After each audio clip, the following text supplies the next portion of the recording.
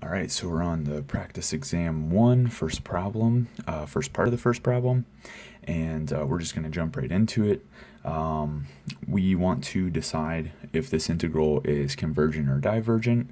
We'll find out that it is in fact convergent, and then we'll evaluate it since it is a convergent integral. So either way, we're investigating this integral and we see that we're integrating from 0 to positive infinity, and so we're like, okay, of course this is a type 1 improper integral.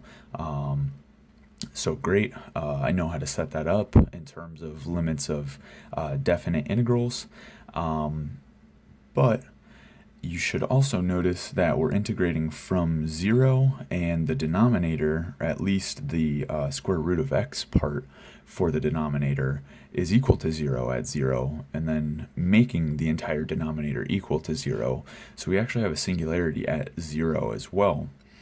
So it's kind of a blend of a type 1 and a type 2 integral.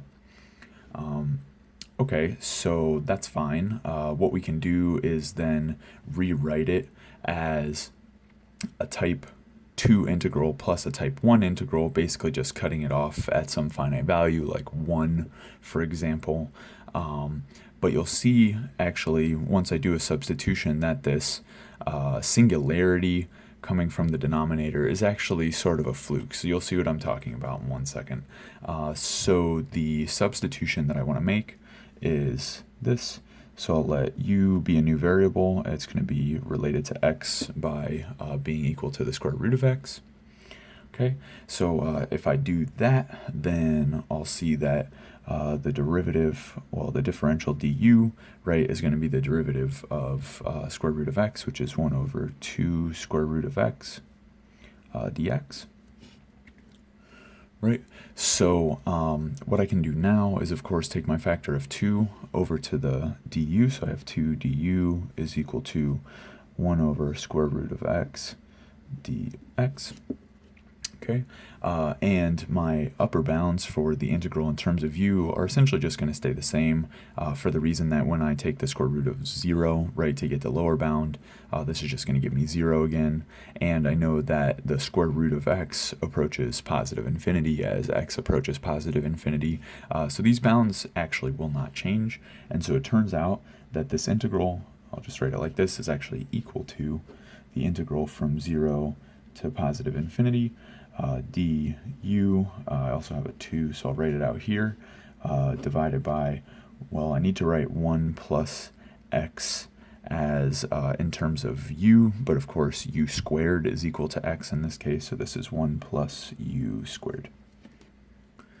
Right, so now I've rewritten the original integral in terms of this new variable u, where somehow that singularity at 0 is not appearing anymore.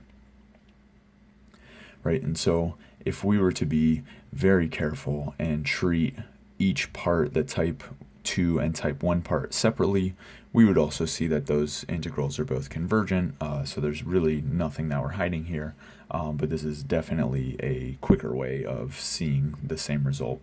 And not only that, we also will be able to evaluate this integral, because you probably already noticed that 1 over 1 plus u squared is, of course, the derivative of arctangent of u, and so we already basically know how to evaluate this integral, so let's just see it through to the end. So either way, to go to positive infinity, of course, now I'm looking at this integral, right, 0 to infinity, no more singularity at 0, wonderful. This is just a type 1 integral, improper integral, right, so type 1. So I know that I want to write this, of course there's still this 2 out front, but that's not really any issue. I want to write this as the limit as t goes to positive infinity, integral from 0 to t of du over 1 plus u squared.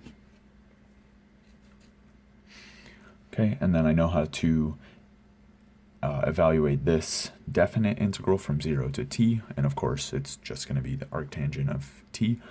So either way, we know that the antiderivative of 1 over 1 plus u squared, right, our integrand, is arctangent of u, and then we're evaluating at t and at 0, so I'll write all of that out. So we have 2 times limit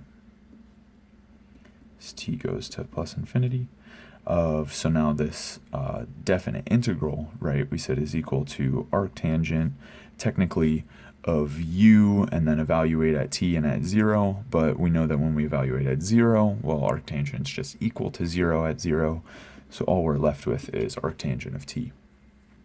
Okay, and then all I need to do is evaluate this limit of arctangent of t as t goes to positive infinity, and it turns out that this is equal to pi over 2, right? We need to remember how the graph for arctangent looks.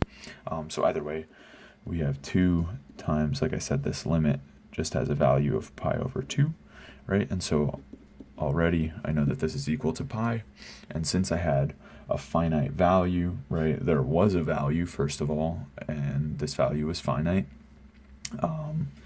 I know that my integral is convergent, certainly, and here's even the value for the integral, right? So pi is actually the value for that integral. So we also know that it's convergent, right? And we know that it is equal to pi. So 0 to plus infinity of dx over square root of x times 1 plus x, right? This integral is convergent, first of all, and takes the value pi. All right, let's move on to the next part.